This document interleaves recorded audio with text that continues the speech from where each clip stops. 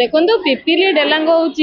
गोटे मैंने sensitive area एवं गोटे पर्यटन स्थली मान्यता पाई जेहेतु आमर पुरी पिपिली लिंक रोचे ये हूँ पुणी बाईपास बाईपास रे लक्षाधिक पर्यटन जाऊँच आसुँच भल मंद होती पिपिली डेलांग कौन मद दुकान कम अच्छी कि अतीत में आपण मैंने जानते विभिन्न स्तर में आंदोलन कर डेलांग आम सब मद दुकान बंद करूँ किंतु ये जो नुआ सरकार आसिया फल ये रास्ता घाट कौन देखिए पानीय जल व्यवस्था कौन देखिए जो मद दुकान खोलुंट निहाती भाव दुर्भाग्य कथा ता तो बेसी दुखर कथा आज आप देखुए हजार हजार संख्यार माँ मैंने आज बाईपास तले आंदोलन करते मद दुकान को पब्लिक नोटिफिकेशन जो बाहर बंद करने किंतु आपंकर आडिशनाल तहसिलदार आ एसडीपीओ जो मंतव्य देले ये अत्यंत ताठू दुर्भाग्यजनक और निंदनीय घटना आम चेष्टा कौन करूँ एटा मिछ कि पब्लिक नोटिफिकेशन बाहर मद दुकान खोला यह सत्य आम जाइलु विरोध करूँ अबकारी ऑफिस अपमान दिहला यह भी सत्य या भी मिछ नुआर विजुअल अच्छी प्रमाण पत्र अच्छी आपण चेष्टा कौन करेंगे आपण क्लीयर एक्जाक्टली कहलेनी मद दुकान को बंद करने आम पारु पर्यंत जहाँ हम करूँ कहलेनी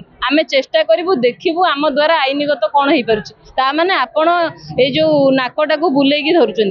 जो नरमा गुंजर असुस्थ महत जमी कथा आपड़ सेमती कथा कहीदेकी गले ना से कथार आम संतुष्ट हो पाइलु ना मद दुकान आप बंद करेंगे आपणकर ये दिए अच्छी आपणकर अंडर में अच्छी तेणुक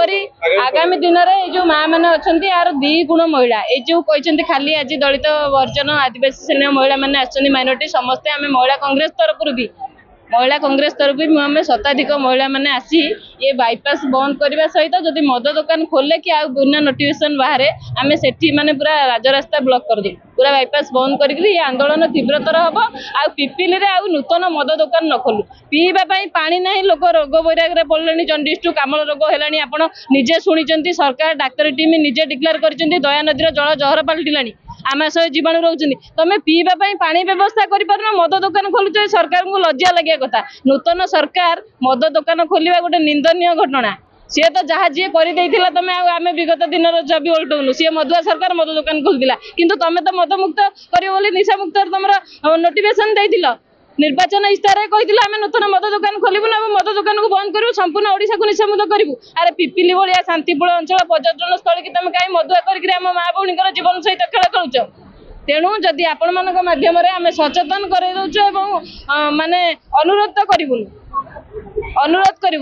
आम वार्निंग दौचु जदि ये मद दुकान बंद न हुए तेज विधायक घर आगे भी लोक जाकर आंदोलन करेंगे।